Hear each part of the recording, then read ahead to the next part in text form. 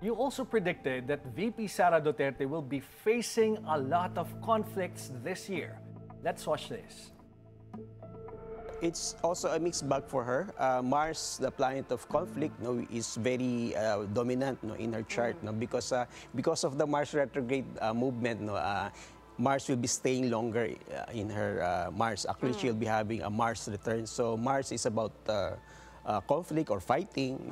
So it will be an intense period for her, especially on the first half of the year. And somehow there is luck, but also, again, Saturn is affecting her. So she will face more, I don't know kung cases or actions from the law or the government. Now, you said Mars will be staying longer in her.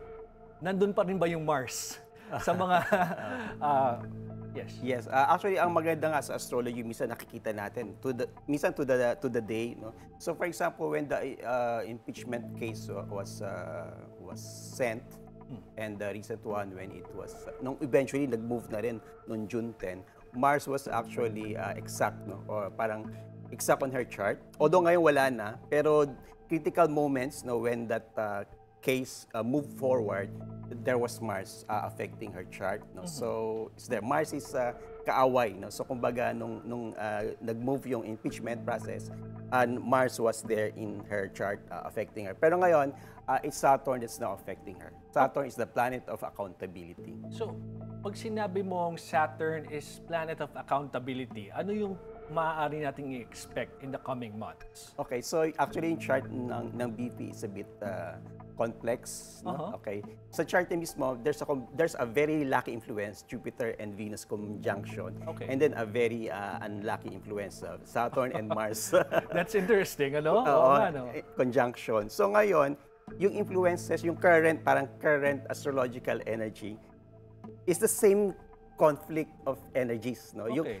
At one point, Jupiter is affecting her, which means madami siyang kakampi, madaming tumutulong sa kanya. Okay. But at the same time, Saturn is already there affecting her chart one by one. The problem is, yung Saturn mabagal gumalaw. Okay. But as they say, mga older astrologers, sabi nila, Saturn is the planet of karma. Okay. So ang Jupiter niya, mabilis na tumatakbo, pero yung Saturn, mabagal. So ang ibig sabihin nun, anong ibig sabihin kaya nun? Baka mabagal yung proceedings. Okay. But eventually, whatever, either through this process or something else, accountability is still being called for. Mabagal ang process, you mean the impeachment? Posibleng ganon? I think so. Okay, so ibig sabihin, maaaring magtuloy siya. Yung Saturn naman, tuloy-tuloy pa rin niya, mabagal lang. Okay. So yung Jupiter naman, which is good to her, somehow, maaaring nagpapabagal, maaaring may kumukontra. Pero yung accountability is still a very strong call. Nako, aabangan natin yan, kasi syempre, nakaantabay din yung taong bayan kung ano ang pupuntahan nitong ating impeachment trial kay VP Sara.